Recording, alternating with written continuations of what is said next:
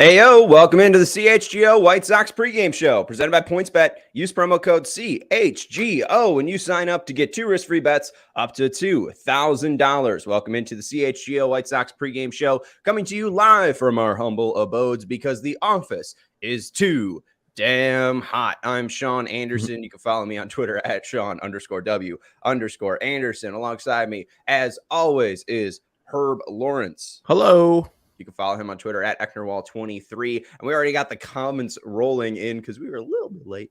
We were like 2 minutes late. It's nothing bad. But we got our guy Lawrence coming in saying, boo this trash team. And you got fans now having sell his team signs, not only out in the bleachers, but they're able to make it behind home plate. Herb, I was there on Friday. I was there on Elvis night, not only because Elvis Presley loves Beggar's Pizza, but also because it's Elvis Andrus' birthday, right? You know, I'm walking around and I see all these people. And the one thing that stood out to me was the people, or the one guy who said, why are all the people standing on the concourse and not watching the game? People don't watch the game anymore, as he crabbily walked to his seat because he had to watch White Sox baseball. They were down 7-2 against the fucking Diamondbacks on Friday. And then they get a 3-0 gift from Gavin Sheets on Saturday. And they go up 3-0. This team, and then they blow it, by the way. This team, Herb, it's shocking. They're now under 500 again, and they need Dylan Cease to save them again. And that's why I think he deserves so much Cy Young, what's it called?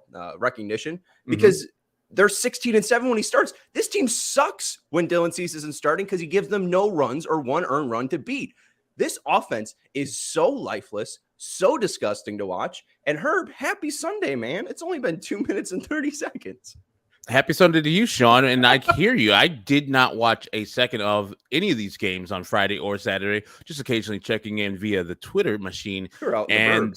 And of course, the people on our Discord are just going wild the whole time. And so I'm getting those messages, reading them, and just shaking my head. I'm like, White Sox baseball, we can't even beat a game. These are gimme games. The Arizona Diamondbacks are nothing. They're not a good team at all. And the White Sox have been outclassed by them in the 2 games they've played at the crib. Fans are ready. Fans are ready to get hot and go off and say, hey, it hasn't been a good season so far, but hell, if we get the AL Central, we'll salvage a little something, a little bit credibility, and at least we have another pennant to hang up. We know we're not going anywhere past that, but I saw the sell the team sign. Our guy Pete Hand sent me the DMs of it, and I was like, wow, they got really, really close. And I mean, before the ushers, I think, took it away from them. But yeah, I've been team sell the team forever, because Jerry Reinsdorf will employ this same system of getting bad manager, bad general manager, bad VP of baseball operations, and continue this thing all the way through until he, unfortunately, meets his demise. I'm not begging for that, but Jerry's not selling the team, and Jerry's not going to change his ways in his late life right here because the fans are disappointed. But I like the fans' protest still to just not take what they know is going to be happening anyways, and allow their anger to speak and allow their anger to be known nationally. The booing of Tony Russo early in the year, the sell the team sign right here, the national embarrassment. And I was out in St. Charles, and one of the people I spoke to was like, I have a daughter in St. Louis, and she is like, they've even said that Tony La Russa needs to get fired. If you lost St. Louis, Tony La Russa's lost St. Louis, 100% needs to be fired. Hey, and the guy who won't fire him is, Jerry. And I think the sell the team stuff is interesting because in the last episode of Sox Machine, at the end, Josh Nelson, I think, kind of hinted towards maybe there's a secret buyer, because he was like, hey, you look at the 2 teams that are out there now. I think it was the Angels that are currently up for sale, and the other team is now I'm blanking on it. Do you know the other team? Nationals, I think. Yeah, the Nationals. Those teams are up for sales. You just saw what the Broncos got for their organization from a Walmart heir, and I think they got $4.5 billion. Right, the White Sox, it's a good time to sell. Right, sports are booming. And there was a report last year from Cranes that some other Rhine stores were looking to buy a share, that Jerry was looking to get non-controlling share of the MLB franchise. And I think that They were looking to get about 30%. So to me, that signals that something may be happening. You see how long Tony's contract is. If I had to make a guess when he's going to sell the team, I think it's before he passes away, because everyone does. I think it's before he passes away. I don't think either Michael or the other kids want in on it. So I think they're going to sell the team, and I think it's going to be by or after the 2023 season. And that's a good point. There's the sign right there. Sell the team. Look how close they got to the dugout. Wow. Just in bright colors. Sell the team. Right in front of the franchise, Leary Garcia. Awesome. And to answer Lawrence's question, Dashlaw, I went to Johnny's last night. It was like 11 o'clock. I don't want to text you at 11 o'clock at night on a Saturday to say, hey, we're going to Johnny's just on a whim after a wedding. You want to join us? Like, no, I don't want to do that and interrupt your family life and text late. I know I was raised better than that. You don't call anybody after 9 p.m. My mom would have been pissed. But as far as him, and I've heard these whispers like you heard, and I'll believe it when I see it, because I don't think Jerry wants to sell the White Sox. I mean, while he's alive, I've heard the Michael, who's running the Bulls right now, when Jerry does move on, he'll allow Michael to keep the team because that's Michael's baby. He likes that, and he wants Michael to succeed with the Bulls. But the baseball team he'll sell after he leaves. And I would love for Jerry just to sail into the sunset, enjoy his Arizona days, his last couple 10 more years, 20 more years, whatever you want, Jerry. But sell this team because it's not working out. What is it worth the aggravation? Is it worth the legacy of Jerry Reinsdorf? Because if he retires now, hold on, at least White Sox fans would be like, okay, cool, it's good. Hey, you brought us a championship. Thank you, sir, and thank you for leaving gracefully before you had passed away, so we can get some different owner in here and a different blood to make this team go good. Herb, you ever play Portal 2? You ever you know GLaDOS? You know, no. Okay, so you sound like a robot right now. Do me a favor. If you on your phone, turn your cellular off or turn your Wi-Fi off, because I think Steven, am I right? Is he breaking up? Because he's breaking up for me. So you're saying I'm actually hearing it pretty well. Oh, you were? I was breaking up. I'm sorry, guys. I just didn't know if that was for everybody. So I'm sorry to interrupt you waxing poetically. You literally sounded like it was like a dial tone for me. Yeah, I turned it off anyways, just so you can hear me. Is this better? I did it too. Kind of. Okay. I don't know why yours. When Steven came on, it was fine. But Lawrence was saying that he was doing shots of Malort during the post game, so he wanted to drive to Johnny's then from our work, which is great, Lawrence. Yeah, he lives in the Elmwood Park area, so he always told me to text him when I'm in the area, but I was like, that's too late. And Johnny's was in and out. And if you guys haven't been to Johnny's or in the area, I recommend it. But if you're like in the Chicago area, there's another beef place in your area that's probably just as good as Johnny's. It is the best beef and combo that I've had in the city or in the city limits, but I'm not traveling to Elmwood Park to get it. You know what I mean? Like, I don't even know where Elmwood Park is. It's like west of the city. Like if you go to Oak Park, just go north on Harlem and then turn left onto North Avenue. I mean, I gotta look it up on an actual map. I'd be down to go. Like, you got the combo? Did Courtney get the same thing? No, Courtney just got the beef. I got the combo wet with hot and sweet, or sweet and hot, and it was great. And some fries. It was real good. I'm enjoying the beef tour that I'm taking. But if I'm in the city, I'll just go to Al's. I'll even go to Portillo's. I know that's sacrilege, but beefs in the city are not too far apart where it's like a demonstrably difference. Same thing with hot dogs. I'll go to Gene and Jude's, but I'm not traveling to River Grove to just get a Gene and Jude's hot dog where I can find one probably 5 minutes away from my house. I now live by an Al's again, and it's made my life much better. Johnny's is like 30 minutes away from me, so I don't think I'm doing Johnny's this Sunday. But that's an hour round trip, and then you have to wait in the line, which I'm assuming if it's that good, has a 4.7 on Google, it has to have some decent line on a Sunday at 6 p.m. So yeah, we went at 11:30 and there was no line. We ordered our food, and literally 3 minutes later, our food was ready. We're going and eating outside. It's great. There you go. Hey, and it's open late. I mean, 11:30. I saw it's open till midnight, so I'm down. Get a cheesy beef at like 11:30 p.m. That sounds amazing. Yeah, I don't like cheese on my beef. I like it to be regular. What's your beef? Hey, I like all types of beef, man. I can't do a Murph. You didn't work with him, did you? No, I mean, I didn't even listen to Murph. Murph's a dinosaur to me, man. Yeah. And Tommy Williams, those kind of guys. But yeah, I would, to further your point, I have to see this thing for Jerry to sell this team. I've been hearing the same whispers about the Reinsdorf buying up minority stake just to try to sell this team or find a prospective buyer. I don't know if anybody's interested right now. I'm sure it's a baseball team, but who would be interested in a team that has a big high payroll, no farm system to speak of, and then has this manager that might not leave? Someone from the city, someone who probably has their toe in the water in some other sports franchise. And I think that the Bears situation with their stadium, and I think the Sox lease ends or their ends in like 2029. So I would say that those three things make the team attractive because you can get new stadium income. Because even though US Cellular is fine, I was just there on Friday. It's fine. It is a fine, average, normal, in shape ballpark. I've never seen any like bad or places in disrepair. The building seems like it's well built. It is. So like I'm not too worried about that ballpark, but I think that if a new owner came, they'd have to have some connection to the team or the city, be a owner in some part already. And then I think that they're probably interested in building a new stadium, which, hey, Armour Square Park could be a thing, and I'd be down for. Baseball Toss asking where Vinny is. He's at Jerry's World. He's at the cell. He's at the G rate right now, and he'll join us on post game later, and he'll have quotes from the dugout, whether it's a win or a loss. But the Sox lose the first two against the Diamondbacks, as we were talking about. And let's look at the lineup, Herb, because you got to respond after losing two against the Diamondbacks. Oh, friends. Oh no. This is the lineup? Steven, are you sure this is the lineup?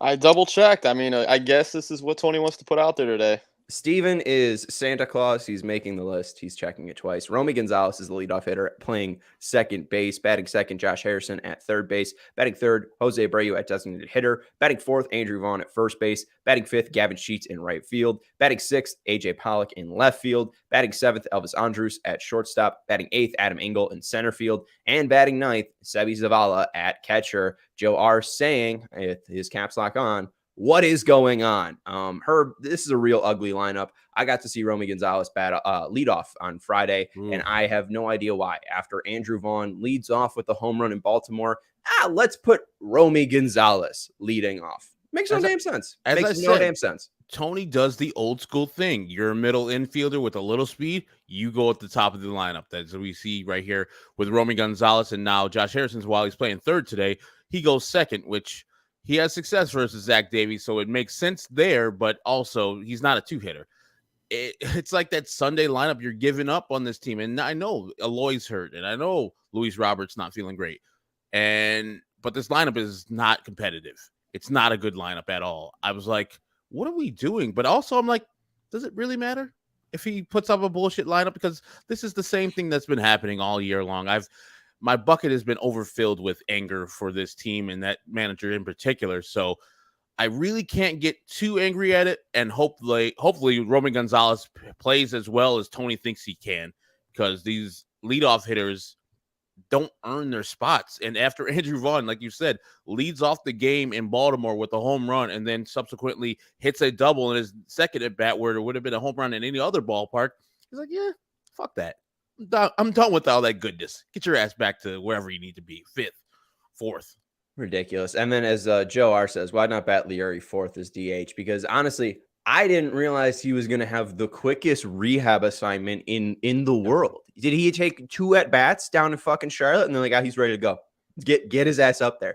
Can you show the sell the team picture again? Like I said, Leury legend, the franchise in the background or the foreground. You got AJ Pollock ducking from getting hit in the head with a ball. Leury Garcia looking on in disbelief that he actually has to go up and hit, which is his least favorite thing to do. And then just Tony hanging out there. The fact that Leury's back here and they're just this horrible team makes me so sad. I tried to make my point as clear as possible. I wanted more depth on this team. Adam Engel, the fact that now he's out there hitting a $125, dropping game-winning fly balls out in left field makes me sick. Watching Leury go 0 for 4 makes me sick. and then seeing Romy Gonzalez as the leadoff hitter, Josh Harrison at 2. It makes no sense, this team, why you're not batting your best hitters at the top of their lineup to get as many at bats as possible. Maybe it's because they have the least amount of people in the analytic department of any MLB franchise. Maybe that's it. And another thing too, someone said, their hitting is bad, but their defense is worse. Their defense is atrocious. And what did Rick Hahn tell you last year? That, we're good at shifting. When we have shifts, we have the 10th most outs, but we have the lowest shift percentage because, we think our defense isn't that good. They're still not shifting. They have horrible defenders. They still keep trotting out AJ Pollock in left field, Gavin Sheets in right field. Andrew Vaughn is now playing first base, but he's been out in the outfield this weekend. It just sucks. It just sucks to see this lineup when you're down 2 in a series. This is what you're trotting out. And hey, Jose Abreu is not taking a day off. Mr. Reliable, in that 4 spot. But I'm 3 spot, I think, today. And I'm just sick with it. It's not fun to watch this team. And, I'm not expecting a good result today. Let's look at the Diamondbacks lineup. Hold up before you go. The Diamondbacks thing. I think we give a lot of credit or a lot of shit to Tony and Jerry Reinsdorf. Well earned from both of those guys. They should get a lot of crap and probably the lion's share. But Kenny Williams and Rick Hahn need to put their feet to the fire here too. Get their foot put to the fire because what you said, they have the least amount of people working in their analytics department. 5, I believe. Only 5. And their analytics guy on the bench is Shelly Duncan, which is a joke to me. He's not an analytics guy. Not a guy that you would say, okay, break down what the proper move right here is for an analytics-based thinking. He wouldn't be doing that. And is Tony listening to that guy? Or is he just the guy just to have another Duncan by his side like Tony's had for most of his baseball career, where he having his dad, Dave, as his pitching coach, who didn't want to come there as the pitching coach for the White Sox. I guarantee if Tony and Dave Duncan wanted to be a pitching coach, Ethan Katz would not be here, and the White Sox performances like Dylan Cease would not be as top notch as they are right now. So those two, Kenny Williams and Rick Hahn, did not idiot-proof this organization. Yes, you have a manager that does different things, but doesn't mean that you can't do your job to idiot-proof it and say, hey, we're going to get 50 people in here working on our team and come up with a consensus to have a game plan going into each and every game that gives us one of the best chances to win. Now, Tony, during the game, can do whatever he wants, but pregame, the lineup's ours.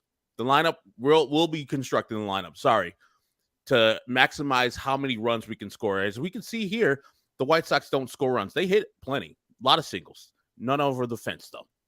So Kenny Williams and Rick Hahn, have failed this team by not idiot-proofing the team, and Rick Hahn and Kenny Williams need to go immediately. And I saw the article, I think it was James or Daryl Van Schouwen, where they're talking to Alec Thomas, and they told him, we're not going to draft you because we don't draft family members anymore. Yeah, your family members you drafted before were Kenny Williams' kid, who was not a prospect, Ozzie Guillen's kids, who one of them was a prospect, but none of them were like huge prospects.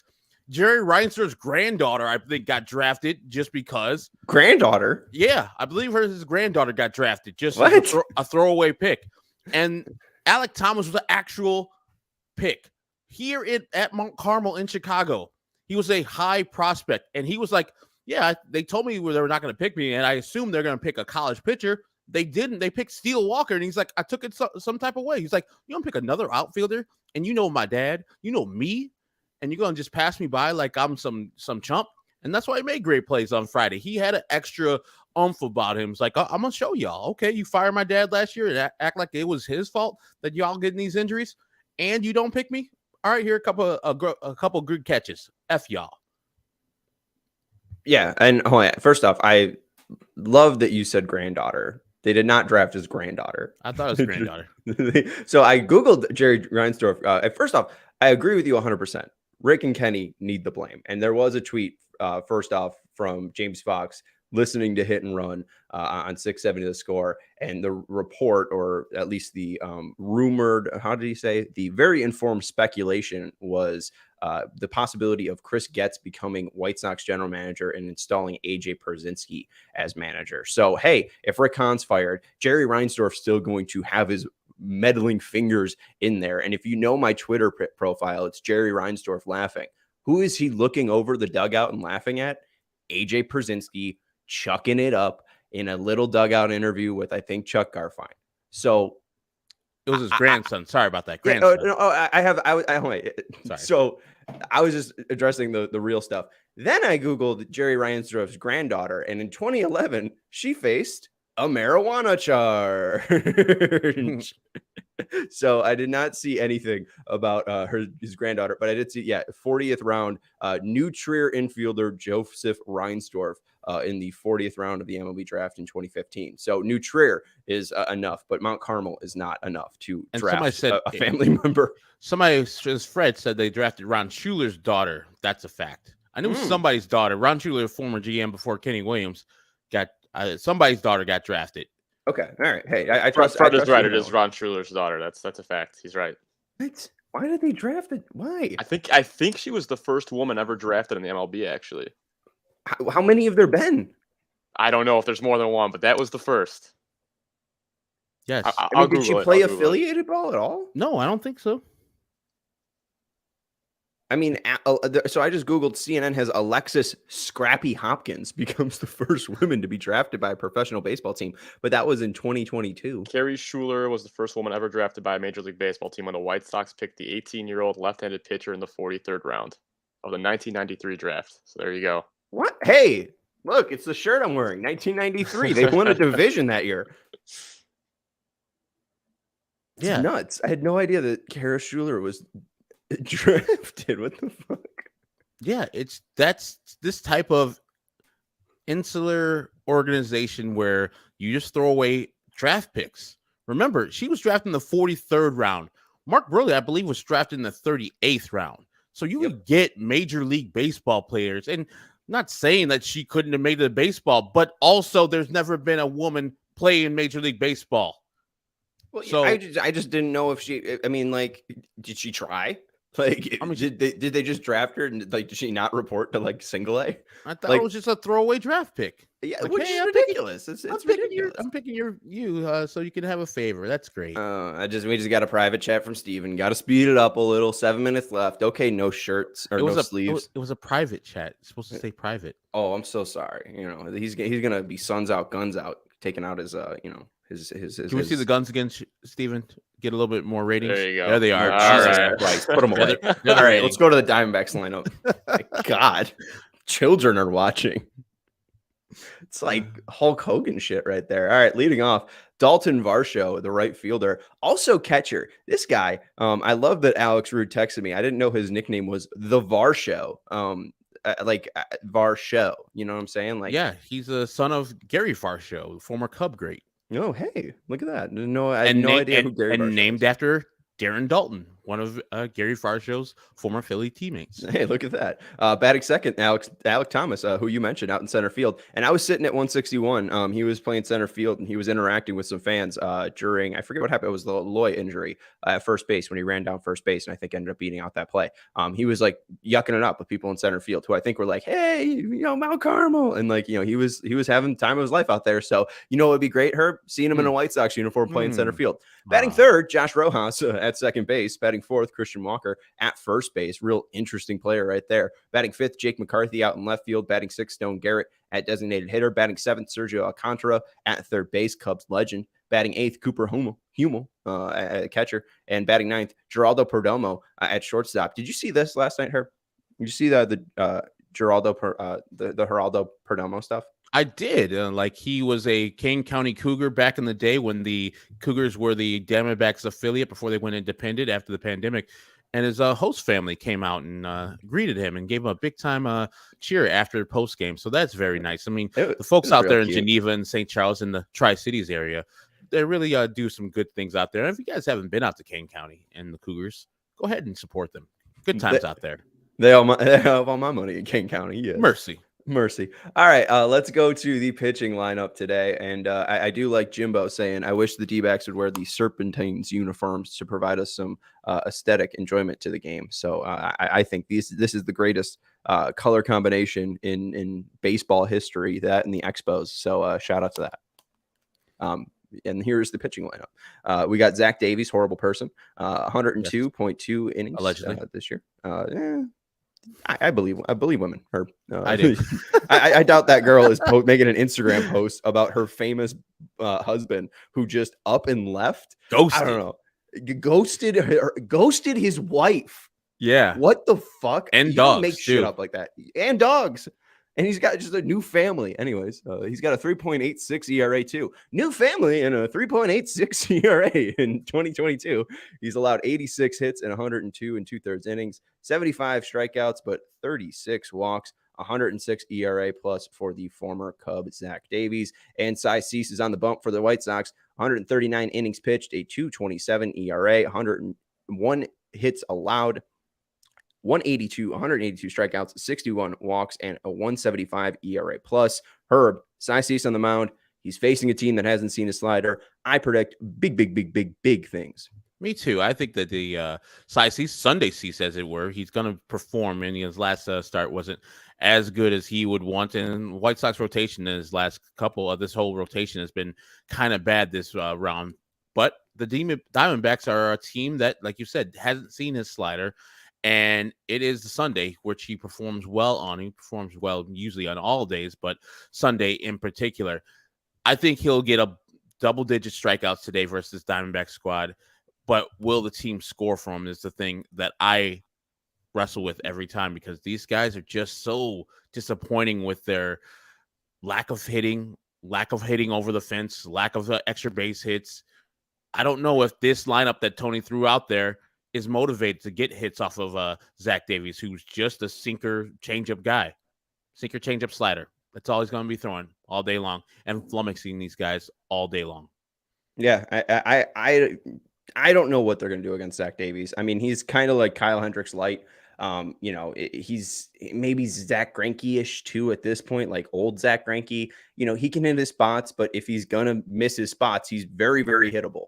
The White Sox, if they get a pitch over the middle, they should be able to damage and hit a home run. We've seen only one though this series for the Sox, and it's just been pathetic. Steven's saying we can go until 105, so I guess this is a perfect time to tell you about PointsBet.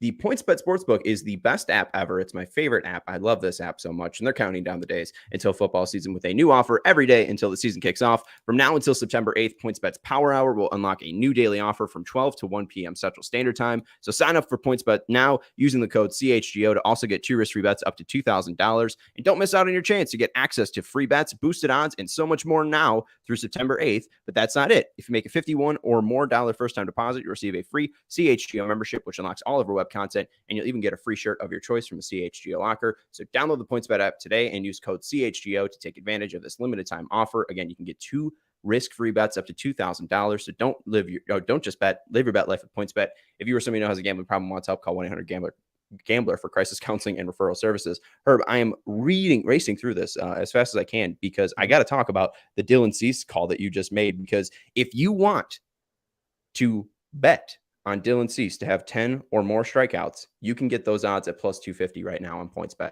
You can get risk-free bets at plus 250. You bet $100, you win $250. You could also, if you're not even feeling that up to it, his K prop right now, over 7.5 at plus 100. That's it, baby. So I have made a bet on that, and we'll see where I'm at bank wise and on CHGO bets tomorrow. And what's up, Tyler Shelby? He says, hey Sean, what's up with the Arizona hat? I like 47. They're a very good brand, and it matches this White Sox shirt that I have. So it's just kind of like, he's not a prisoner of the team. Shirt matches the shirt, right? It matches the shirt mainly, and they're also just happen to play them. So I just thought it was like, hey, I'm usually I've worn this before. This is actually the first outfit I've ever worn on CHGO. You can go check it out. Go check out the first podcast on March 4th. This is the first get up I wore. So I like the hats and I like the colors. I was also wearing a Phillies hat, and some guy was like, "Hey, what's up with the Phillies hat?" It was like, it matches my shoes. That's it. We don't have to be hyper White Sox. I mean, we talk about the White Sox, but our gear doesn't have to be it. I'm wearing another podcast shirt right now. Hey, there you go. And baseball and wherever. There you go. You got your Padres. I got the logos and the colors I like. Who cares? Who cares? I don't think he's making. And the White Sox haven't done well enough for me to be exclusively wearing White Sox gear. Exactly. So if they do well, if they win, like they got 35 games left, they win 25 of those 35 games, I'll wear White Sox gear for the rest of the season and the rest of the year. Like every day I'll be wearing White Sox gear because then I would earn it. I was looking up vintage White Sox stuff last night, trying to add to my my collection. Also, I'm doing the Freddie Mercury thing today with your microphone. My CHGO shirts are coming tomorrow too. Slice Cease is coming. The CHGO Bears Midway shirt is coming. Baby, let's go. I'm deep. Which one's the Midway? Is that the G? Well, the Bears, like how the old school Bears, whereas underlined and overlined. I got you. I got you. CHGO. Let's get into the clicks that pick and your predictions for today, Herb. I'm going with Josh Harrison. As I said before, he has like a 400 average versus Zach Davies in his career. He's hit, I think, OPS over 700 versus Zach Davies. So I see him doing well versus Zach. Does that say Zach Davies again? Is it Kyle or Zach? You could just say Kyle. It's Kyle Davies. All right. I keep on saying Zach. All right. Mr. Davies is going to get not touched up by the White Sox. So I think the D-backs, are going to win 5-2.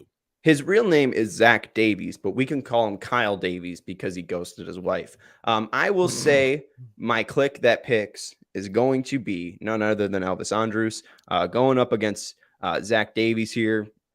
I don't know. I have no faith in this team. I honestly just want to pick Dylan Cease. But I can't. So I just picked Elvis because I like his name. All right. This team is very, very, very uninspiring. I do think they win today. I don't know how, but I think they probably hit 10 singles and score 6 runs. They win 6-2 because Dylan Cease is, let me check my notes here. He's awesome. That's what my notes say. I thought you were going to say he is that dude. He is that dude. He is that Cy Young. He is everything to me. Shout out to Dylan Cease. We'll get updates on Jake Berger. He got a hit in the hand down in Charlotte. He got hit in the hand with a 92 mile per hour fastball right here. So I think his hand hurts, and I don't know the actual update. I don't know if it's broken or not, but we can get you an update tonight when Vinny Duber joins us from Guaranteed Rate Field. That's Herb Lawrence. You can follow him on Twitter at Ecknerwall23. I'm Sean Anderson. You can follow me on Twitter at Sean_W_Anderson. Joe R's right. Wild pitch offense is the path to victory. Rusted thinks they lose game 3 today and get swept 3-1. If they get swept 3-1, I'll probably get sick. If they get swept by the Diamondbacks, I'll be sick. And I'll be disgusted by this baseball team. And I want the Guardians to win up there in Seattle so the White Sox will be 6 games out of first place. And we can stop thinking that this team can actually come back and grab this division. Yeah, make it hurt. Make it go past and let us be 10 games out when this season ends. Go White Sox. We'll talk to you after the game, after the final out is made here on the CHGO Sports YouTube channel. Make sure you hit that notification button and that subscribe button so you don't miss out. After the final out, we'll be here live. Herb Lawrence, Sean Anderson, Vinny Duber will join us from the G-Rate, and we'll talk to you then. Thank you to Stephen Nicholas for producing the show, and go Sox.